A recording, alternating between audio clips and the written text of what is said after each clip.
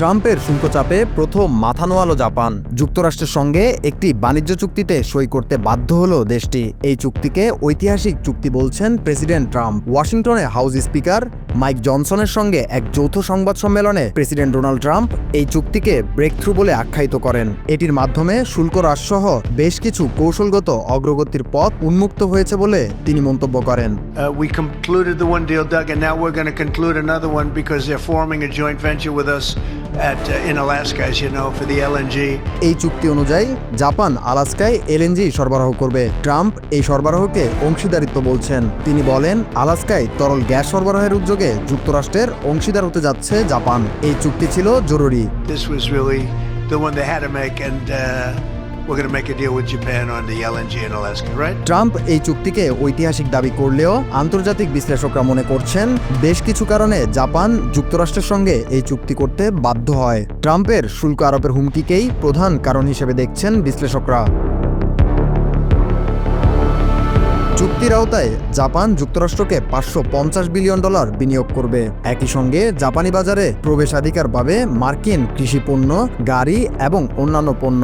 Trump জানান, চুক্তির অংশ হিসেবে 15% পারস্পরিক শুল্ক দিতে রাজি হয়েছে জাপান যুক্তরাষ্ট্র। এই 10% কর ছাড় ব্যতীত জাপান যুক্তরাষ্ট্র থেকে কোনো সুবিধা পাচ্ছে না চুক্তির শর্ত অনুযায়ী। চুক্তি স্বাক্ষরের আগে উভয় দেশের মধ্যে উত্তেজনা বিরাজ করছিল। এপ্রিলে 24% শুল্ক আরোপের হুমকি দিয়েছিলেন ট্রাম্প, যদিও পরে সেটি 90 দিনের জন্য স্থগিত করা হয়। এরপর 1 আগস্ট থেকে জাপানি পণ্যের উপর 25% শুল্ক আরোপের হুমকি দিয়েছিল হোয়াইট হাউস। বিশ্লেষকদের মতে এই সমঝোতা পুরোপুরি স্বেচ্ছায় নয়, বরং ট্রাম্প প্রশাসনের চাপ এবং শুল্ক আরোপের হুমকি জাপানকে পিছু হটার পথেই বাধ্য করেছে। শেষ পর্যন্ত সেই হুমকি ফল দিয়েছে বলে মনে করছেন অনেকেই।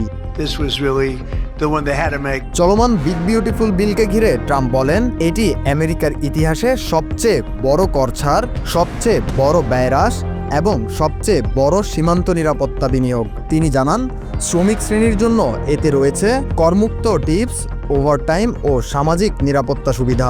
In one historic package, we delivered the largest tax cut in American history, the largest spending cut in American history, and the largest border security investment in American history. And we got no tax on tips. Think of it, no tax on Social Security. We have no tax on overtime. House speaker mic Johnson এই চুক্তিকে landmark বা যুগান্তকারী বলেই অভিহিত করেন। তিনি বলেন, president ট্রাম্পের নেতৃত্বেই এই ফল সম্ভব হয়েছে। America First is no longer just an agenda, it is now the law of the land, my friends. তিনি আরও বলেন, এই বিলকে বাস্তবায়নে সবাই তাদের সর্বোচ্চটা দিয়েছেন এবং এটি সম্ভব হয়েছে ট্রাম্প প্রশাসনের দূরদর্শিতা ও কৌশলগত ধৈর্যের কারণে। They gave their heart and soul to it, Mr. President, because they wanted to deliver for you and deliver for the people, and we did it together. And I'm telling you, this is landmark stuff. Trump এবং Johnson বলেন, জাপানের সাথে চুক্তি কেবল অর্থনৈতিক নয়, এটি নিরাপত্তা এবং জ্বালানিতে যুক্তরাষ্ট্রের প্রভাব আরও বাড়াবে। তাদের ভাষায় এটা এক নতুন যুগের সূচনা। We've got much more to do to deliver for the people, and we're going to do it. We thank you for the opportunity. Thank you for the celebration. Everybody here deserves it. God bless you.